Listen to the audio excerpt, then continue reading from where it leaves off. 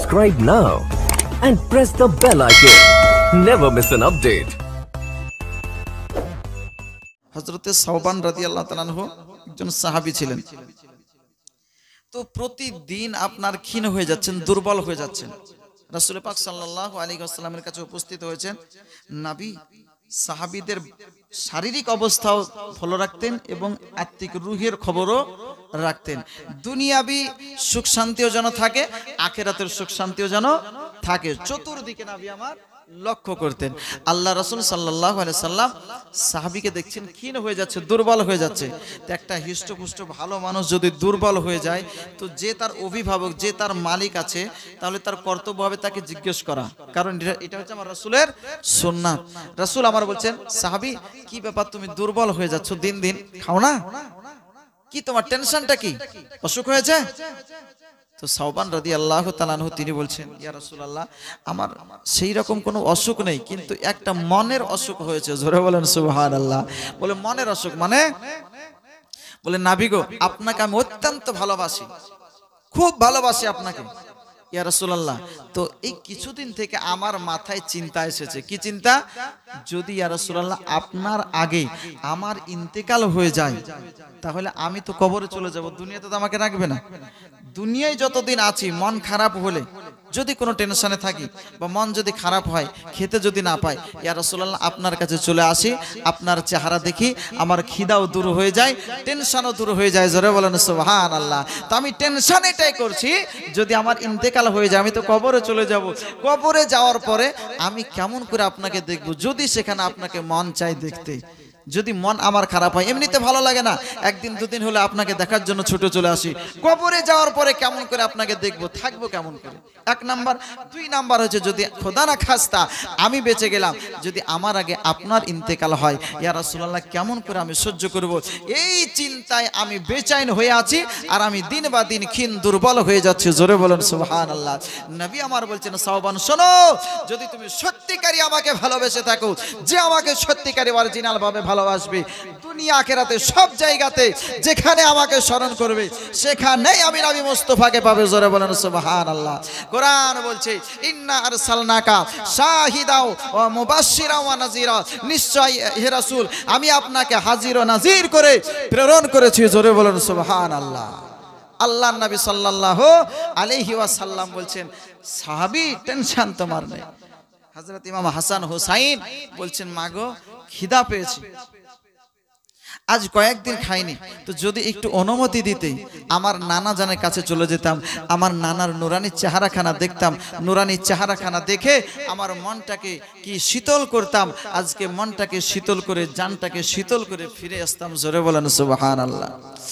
মা ফাতেমাতুজ জোহরা রাদিয়াল্লাহু তাআলা আনহা বলতেছেন, বলে বেটা হাসান হোসাইন, শোনো রে বেটা শোনো, তোমার নানা জানের সঙ্গে সাক্ষাৎ করবে, মোলাকাত করবে। তোমার নানাও তোমাদেরকে ছেড়ে থাকতে পারেন না। আমার মনে হয় অল্প কিছুক্ষণের মধ্যেই তোমাদের কাছে তোমার নানা জান চলে আসবে। ইমামুল আম্বিয়া, আমার দয়ার নবী, মায়ার নবী সাল্লাল্লাহু আলাইহি ওয়াসাল্লাম, তিনিও যেন আপনার এইরকম ওই দিকে একদিন দুই দিন করতে কয়েকদিন অনাহারে। নবী আমার মনে মনে ভাবছেন, ফাতেমার ঘরে যাওয়ার পরে যদি কিছু আহার পাই, যদি কিছু খাবার পাওয়া যায়, তাহলে আজকে আমার পেটটাতে কিছু খাবার যাবে, শান্তি পাওয়া যাবে। দয়ার নবী, মায়ার নবী আমার এই চিন্তা ভাবনা নিয়ে ফাতেমার বাড়ির দিকে আপনার রওনা হয়েছেন। ফাতেমার দরজায় আসার পরে ঠক ঠক ঠক ঠক করে আপনার আওয়াজ দিচ্ছেন। আমার ফাতেমাতুজ জাহরা বলতেছেন, বলে হাসান হোসাইন, দরজা খুলে দাও রে বেটা, দরজা খুলে দাও। আমার দয়ার নবী, মায়ের নবী সালাম দিয়েছেন, গলার আওয়াজ পেয়ে বুঝে গিয়েছেন রাহমাতুল লিল আলামিন নবী আমার ঘরে আসছেন। বলেন সুবহানাল্লাহ। ইমাম আলী মাকাম ইমাম হাসান হোসাইন রাদিয়াল্লাহু তাআলা আনহুমা নানা জানের আওয়াজ শোনার সঙ্গে সঙ্গে যেন আপনারা ছুটে এসেছেন। আল্লাহর নবী সাল্লাল্লাহু আলাইহি ওয়াসাল্লামের হাত ধরে আপনারা বলতেছেন, নানা গো আজ কয়েকদিন থেকে আমরা ওয়ানাগারে আছি গো নানা, আমাদের জন্য কি খাবার নিয়ে এসেছেন? আমাদের জন্য কি কোনো খাবার নিয়ে এসেছেন গো নানা? বলুন বলুন। আল্লাহ নবী সাল্লাল্লাহু আলাইহি ওয়াসাল্লাম তিনি তো নিজে খাবার জন্য এসেছিলেন।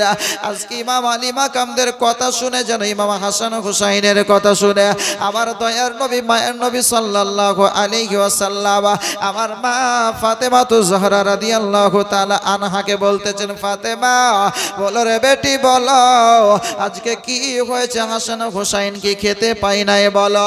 মা ফাতেমা রাদিয়াল্লাহু তাআলা আনহা আর চোখের পানি ধরে রাখতে পারলেন না, চোখের পানি যেন টস টস করে আপনার বয়ে যায়। মা ফাতেমা বলতেছেন, আব্বা গো আজ 3 দিন হয়ে যাচ্ছে বাড়িতে কোনো আহার নাই, বাড়িতে কোনো খাবার নাই গো আব্বা। আজকে আমার শিশু বাচ্চাদের মুখে খাবার তুলে দেব সেই রকম কোনো জিনিস নাই। আজকে না খেয়ে জীবন কাটাচ্ছে, না খেয়ে রোজা রেখেছে গো আব্বা। ইমাম আলী মাকাম ইমাম হাসান হুসাইনকে আজকে ইমামুল আম্বিয়া রহমাতুল লিল আলামিন নবী আমার দেখার পরে আজকে তাদের কষ্ট যেন আর সহ্য করতে পারলেন না। আল্লাহ পাক যার ব্যাপারে বলেছেন, ওয়ামা আরসালনাকা ইল্লা রাহমাতাল লিল আলামিন, আমি হলাম সারা জগতের জন্য রহমত। তাছাড়াও নবী আমার বলেছেন, যে আমার হুসাইনকে ভালোবাসলো সে আমাকে ভালোবাসলো, যে আমার হুসাইনকে কষ্ট দিল সে আমাকেও কষ্ট দিল। আজকে বাবা হাসান হুসাইন কষ্টে রয়েছে, আমার নবী যেন আর সহ্য করতে পারেন না। বলেন সুবহানাল্লাহ। মা ফাতেমা তো জহরা রাদিয়াল্লাহু তাআলা আনহাকে বলতেছেন, বলে ফাতেমা তোমার কাছে কি কোনো খাবার তাহলে কিছুই নাই রে বেটি বলো। মা ফাতেমা তো জহরা বলতেছেন, বলে আব্বা গো কোনো প্রকারের খাবার বলতে কোনো দ্রব্য বাড়িতে নেই। আমার দয়ার নবী মায়ের নবী সাল্লাল্লাহু আলাইহি ওয়াসাল্লাম ইমাম হাসান হুসাইনের মুখে আহার তুলে দেওয়ার জন্য আর কোনো কথা না বলে যেন ফিরে চলে আসতেছে, আবার নিজে আপনার কোনো কাজের জন্য বেরিয়ে গেছে। আজকে দেখছেন একজন ইহুদির বাড়িতে আপনার কি করে, ওই খেজুরের গাছের গোড়াতে আপনার পানি দিতে হবে, ইদারা থেকে পানি তুলতে হবে। আল্লাহ নবী সাল্লাল্লাহু আলাইহি সাল্লাম ওই ইহুদিটার কাছে যাওয়ার পরে আপনার বলতেছে, গো আল্লাহর বান্দা শোনো শোনো, আজকে যদি তুমি আমাকে একটা কাজ দাও, আজকে তোমার কাজ করে দেব, আর কাজের বিনিময়ে আমার কিছু খেজুর দিবে। ওই খেজুরটা আমার নামাসা ইমাম হাসান হুসাইনের মুখে তুলে দিব। বলেন সুবহানাল্লাহ। দয়া নবী মায়ার নবী আমার যেমন এই কথা বলেছেন, ইহুদি বলতেছেন, বলে শোনো শোনো, ওই দেখো সম্মুখে একটা ইদারা দেখতে পাওয়া যায়, ওই ইদারার পাশে দেখো একটি বালতি রয়েছে, রশ্মি রয়েছে। ওই বালতি রশ্মিটা কি করো, রশ্মিটাকে বেঁধে দিয়ে ইদারাই নামিয়ে ওই পানি তুলে তুলে খেজুরের গাছের গোড়ায় দিতে হবে। এক বালতি পানির বিনিময়ে 2টো করে খেজুর পাওয়া যাবে। আল্লাহ নবী সাল্লাল্লাহু আলাইহি ওয়াসাল্লাম 4 বার বালতি নামিয়েছেন, 4 বার বালতি নামিয়ে 4 বার বালতি তুলে খেজুরের গাছের গোড়ায় দিয়েছেন, আর একবার তুলেছেন, আর একবার যেমনই আপনার নামিয়েছেন বালতি থাকে কুয়াতে, এমন সময় বালতি ভর্তি পানি নিয়ে উপরের দিকে উঠাচ্ছেন, এমন সময় রশ্মিটা যেন আপনার কেটে গেল। পুরনো রশ্মি, ওই রশ্মিটা কেটে যেন বালতিটা আপনার কুয়ার নিচে চলে গেল। আল্লাহ নবী সাল্লাল্লাহু আলাইহি ওয়াসাল্লাম তিনি আপনার কি করলেন, ওই জায়গা থেকে যেন আপনার আসার পরে ইহুদিটাকে আপনার খবর দিচ্ছেন, মালিককে বলতেছেন, ও মালিক আপনার তোমার যে পানিটা আমি তুলতেছিলাম রশ্মি দিয়ে বালতি দিয়ে, ওই রশ্মিটা ছিঁড়ে বালতিটা কুয়ার নিচে চলে গিয়েছে। যেমনই আপনার বলা ইহুদি যেন আর সহ্য করতে পারল না, আল্লাহ নবীকে চিনতে পারল না। আল্লাহ নবী সাল্লাল্লাহু আলাইহি ওয়াসাল্লামের গালের উপরে জোরে করে যেন একটি আঘাত করে দিয়েছে। আল্লাহ নবী সাল্লাল্লাহু আলাইহি ওয়াসাল্লাম রহমাতুল লিল আলামিন নবীর গালের উপরে এত জোরে আঘাত করেছে, বাবজি আমার ভাইরা ও বাবনেরা শুনে যাকে জানবা রাতের বেলা আল্লাহ নবী সাল্লাল্লাহু আলাইহি ওয়াসাল্লামের গালের উপরে 5টা আঙ্গুলের ছাপ যেন আপনারা বসে গেছে। আল্লাহ নবী সাল্লাল্লাহু আলাইহি ওয়াসাল্লাম ওই ইহুদির হাতখানা ধরার পরে বলেছিলেন, ভাই শোনো রে শোনো, আজ তুমি আমার গালের ওপরে আঘাত করেছো, তোমার হাতে কতটা চোট লেগেছে, আঘাত লেগেছে রে ভাই বলো। আর যদি তুমি আমার কারণে কষ্ট পেয়ে থাকো, তুমি আমাকে মাফ করে দাও। ইহুদি আপনার বলতেছে রহমাতুল লিল আলামিন, নবীর আদর্শ কত মহান, যার চরিত্র সম্পর্কে আল্লাহ কোরআনে বলেছেন ওয়া ইন্নাকা লাআলা খুলুকিন আযীম। ওই নবীর আদর্শ, নবীর চরিত্রগুলো মহান। আল্লাহ বলছেন লাকাদ কানা লাকুম ফি রাসূলিল্লাহি উসওয়াতুন হাসানা। ওই নবীর চরিত্র, নবীর আদর্শ হলো তোমাদের জন্য নমুনা। বলেন সুবহানাল্লাহ। নবী আমার ওই ইহুদির হাতখানা ধরে হাতখানা বুলিয়ে দিয়ে বলতেছে না, আর যদি তুমি আমাকে আঘাত করার কারণে কষ্ট পেয়ে থাকো তাহলে মাফ করে দাও। আল্লাহ নবী সাল্লাল্লাহু আলাইহি ওয়াসাল্লামের কথা শুনে আজকে সে সময় কোন উপলব্ধি আর করতে পারলো না। আল্লাহ নবী সাল্লাল্লাহু আলাইহি ওয়াসাল্লাম তিনি আপনার ওই 8টা খেজুর নিয়ে মা ফাতেমার বাড়ির দিকে রওনা হয়েছেন। বলেন সুবহানাল্লাহ। খুদাই কাতর নবী আমার, খুদাই কাতর নবী আমার, মা ফাতেমার ঘরে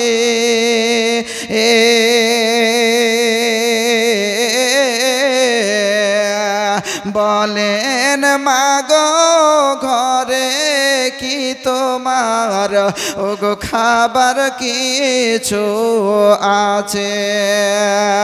ফাতেমা বলেন তো খাবার, ফাতেমা বলেন তো খাবার, শুধু নয়ন ভরা জল।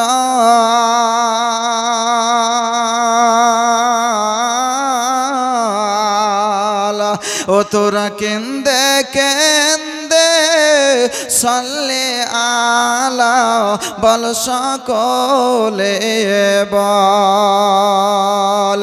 মদিনাতে কাঁদেন নবী, মদিনাতে কাঁদেন নবী, মোদের পাপের লাগি, মোদের ব্যথায় কাতর হয়ে আছেন তিনি জাগে।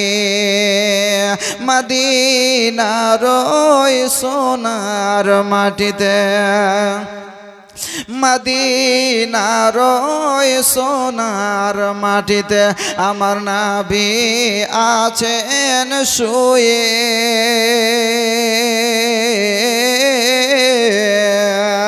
ধন্য হলো ওই মদিনা ওগো নবীর পরশ পেয়ে। ধন্য হলো ওই মদিনা ওগো নবীর পরশ পেয়ে। মদিনাতে কাঁদেন নবী, মদিনাতে কাঁদেন নবী, মোদের পাপের লাগি,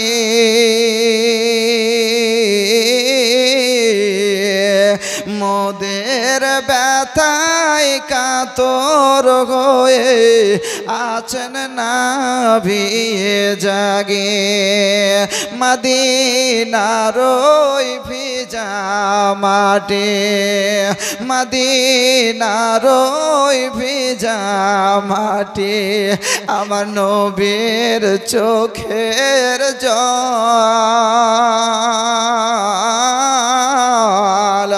ও তোরা কেন্দে কেন্দে সাল্লে আলা বল সকলে বল। মদিনাতে কাঁদেন নবী, মদিনাতে কাঁদেন নবী, মোদের পাপের লাগি। আরে মোদের ব্যথায় কাতর হয়ে আছেন তিনি জাগে। দয়ার নবী গেলেন একদিন ওই ইহুদির ওই বাড়ি,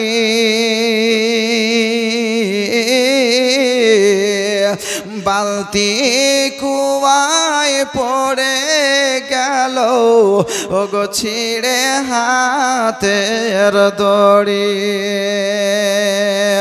বালতি কুয়ায় পড়ে গেল ওগো ছিঁড়ে হাতের দড়ি।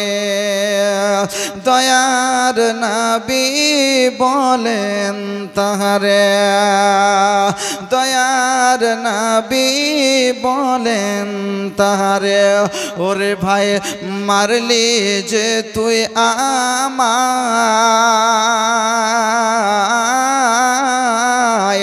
তার কারণে আজকে মারলি রে ভাই, আরে দোষ কি তাতে তোর। আরে দয়ার, আরে দয়ার নবী মায়ার নবী ওই শুয়ে আছেন মদিনায়।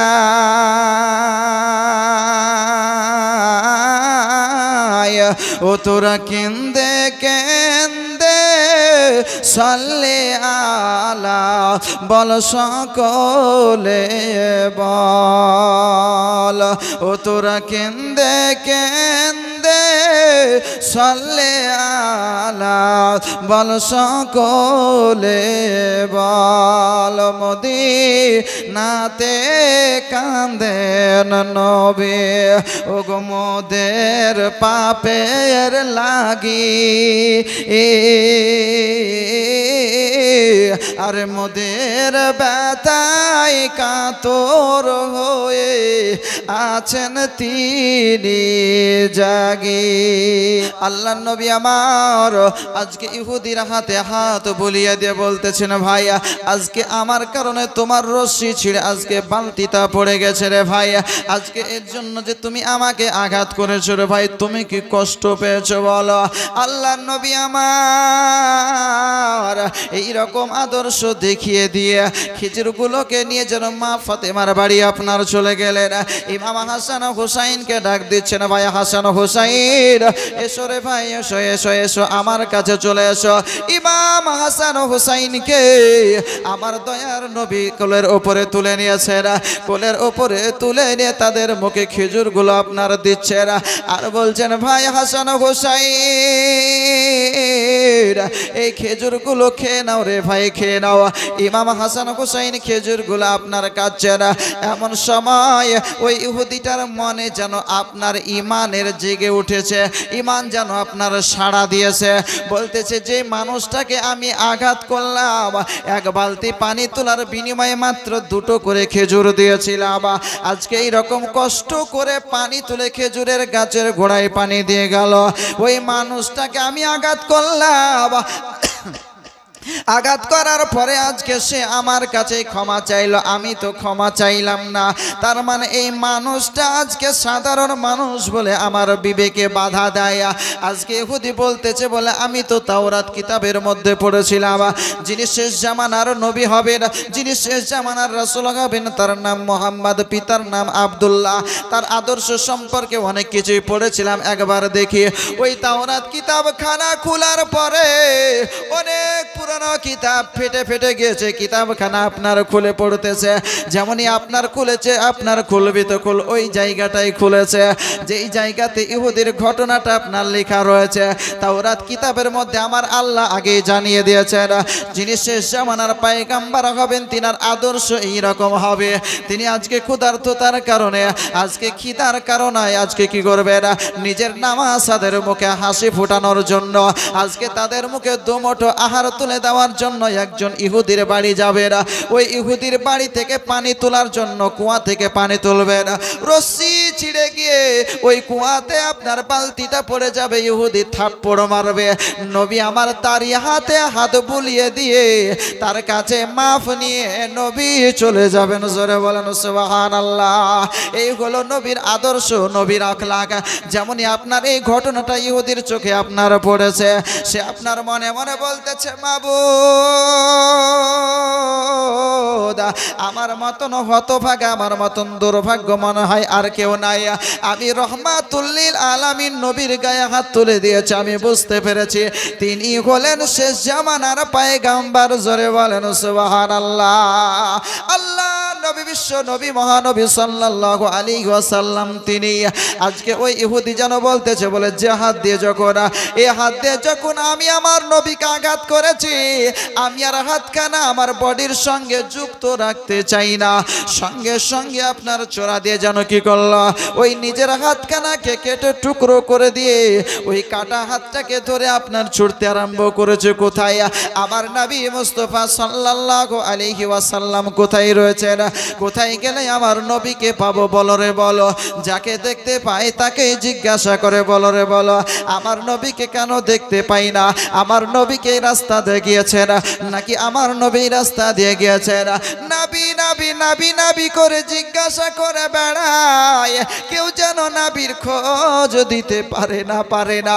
আপনার বলতেছে, বলে শোনো রে শোনো শোনো, ওই দেখো মা ফাতেমাতুজ জোহরা রাদিয়াল্লাহু তাআলা আনহার ঘরে আমার দয়ার নবী, মায়ার নবী প্রবেশ করেছেন। জোরে বলেন সুবহানাল্লাহ। ইহুদি নিজে বেচাইন হয়ে গেছে, এতক্ষণ নবী দ্রোহী ছিল, ইসলাম দ্রোহী ছিল, ইসলামের বিরোধী ছিল। আজ আর ইসলামের বিরোধী না, ইসলামের পক্ষে আপনার কাজ করছে। বলতেছে যেই নবীর কথা শুনলে আমাকে খারাপ লাগতো, যেই নবীর কথা শুনলে আমি বিরক্ত হয়ে যেতাম, ওই নবীর জন্য যেন আমি বেচাইন হয়ে রয়েছে। ওই নবীকে না দেখা পর্যন্ত আমার মনে শান্তি পাই না। আমি কোথায় গেলে নবীকে দেখতে পাবো, কোথায় গেলে নবীর দর্শন হবে। আজকে নাবি নাবি নাবি নাবি করে যেন সময়টা পার করে দেয়। তাই আপনার কবি বলছেন, দয়ার নবী বিনে প্রাণ বাঁচে না, একবার দেখাও না আমায়। দয়ার রাসূল বিনে প্রাণ বাঁচে না, একবার শোনাও না আমায়। বলা যাবে না সুবহানাল্লাহ? দয়ার নবী বিনে প্রাণ বাঁচে না, একবার দেখাও না আমায়। দয়ার রাসূল বিনে প্রাণ বাঁচে না, একবার শোনাও না আমায়। ওরে রাখাল আর শোনো তো ভাই, আরে দয়ার নবী আমার ওগো গেছেন কোথায়? রাখাল বলে চিনি না নবী, রাখাল বলে বুঝি না নবী, তোমরা নবী কারে কও? দয়ার নবী বিনে প্রাণ বাঁচে না, একবার দেখাও না আমায়। দয়ার রাসূল বিনে প্রাণ বাঁচে না, একবার শোনাও না আমায়। ওরে মরো আরে বলি তোরে, আরে দয়ার নবী কি গেছেন তোর পরে?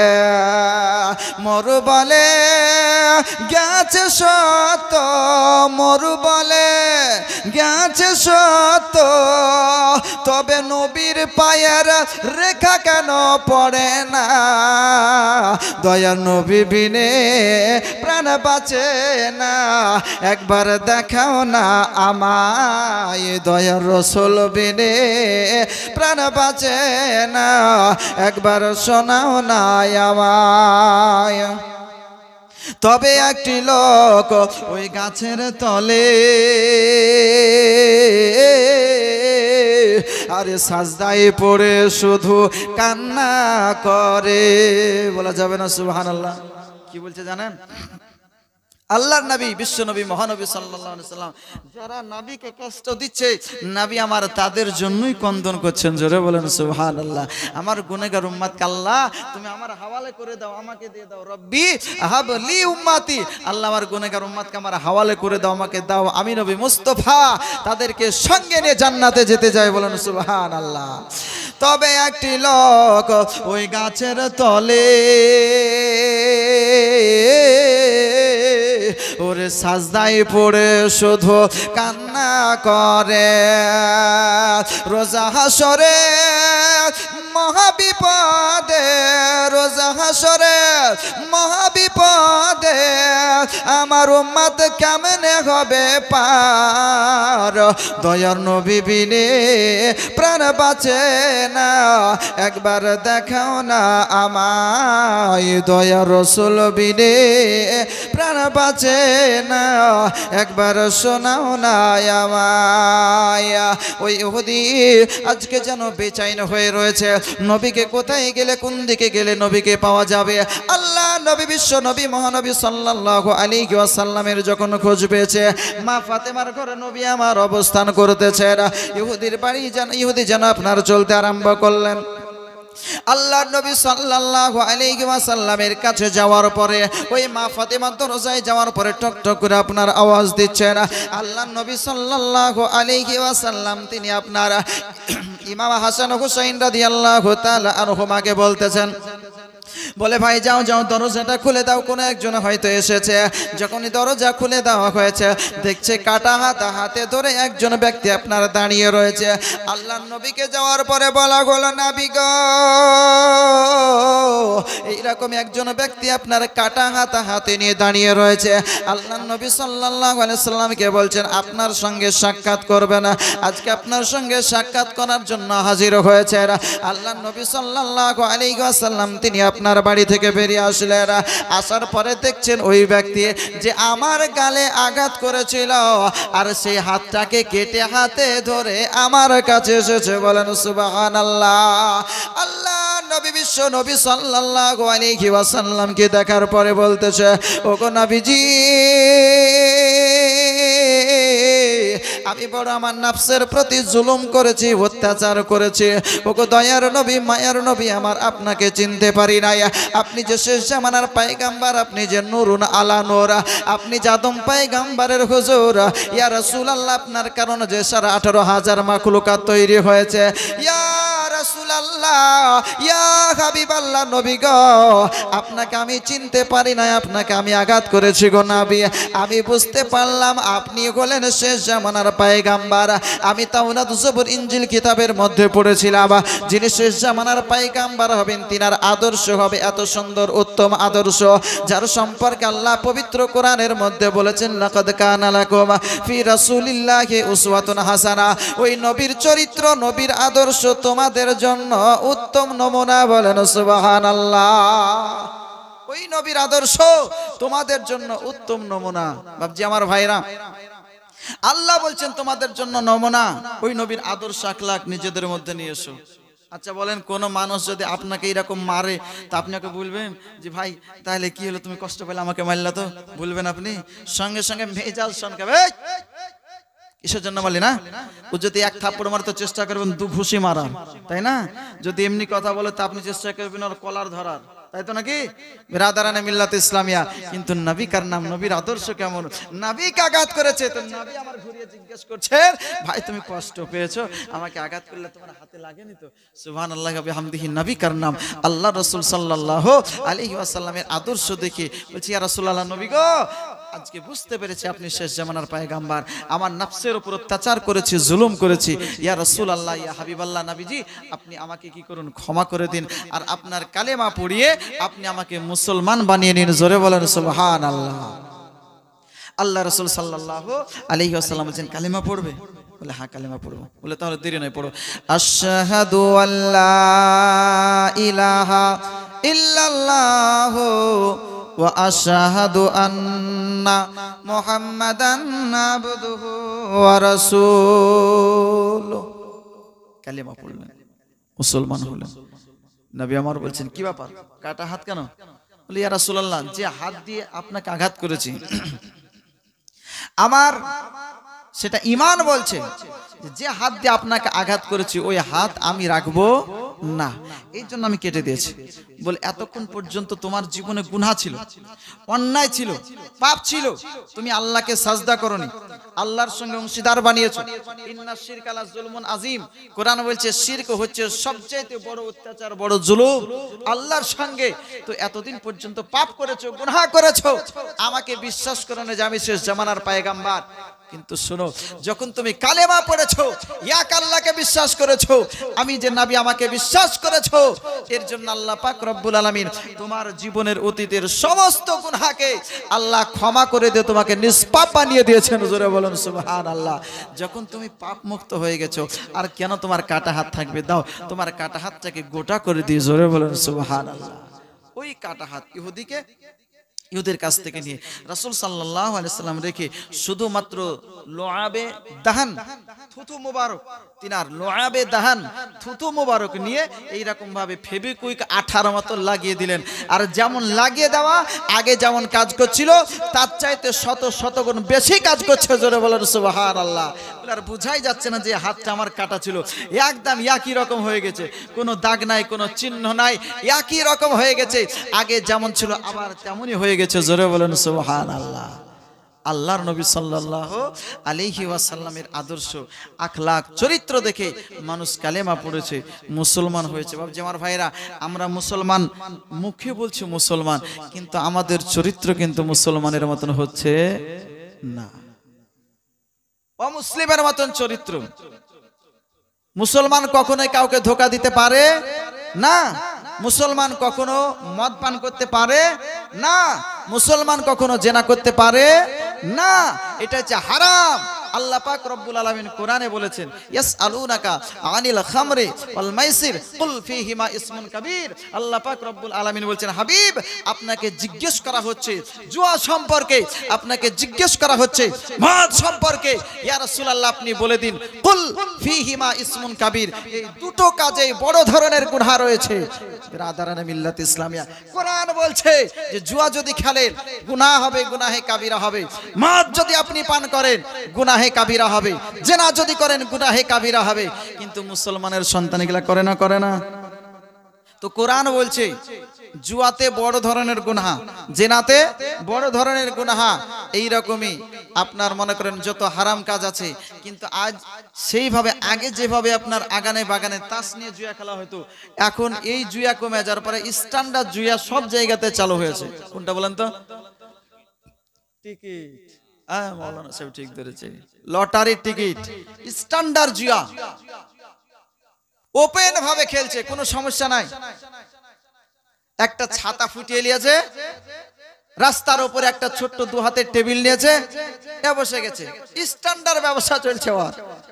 বিরাদারানে মিল্লাত ইসলামিয়া, এই লটারি মুসলমানের ছেলে কাটে না, কাটে না, কাটছে না? মুসলমানের ছেলেরাই বেশি কাটছে। আফসোস মুসলমান, এটা কি মুসলমানের নীতি? এটা মুসলমানের চরিত্র না? বাবজি আমার, কোরআন যেখানে বড় ধরনের গুনাহ বলেছে, কোরআন যেখানে নিষেধ করেছে, আপনি বাপ, আপনি অভিভাবক, আপনার ছেলে যখন টিকিট কাটবে পাপ আপনারও হবে।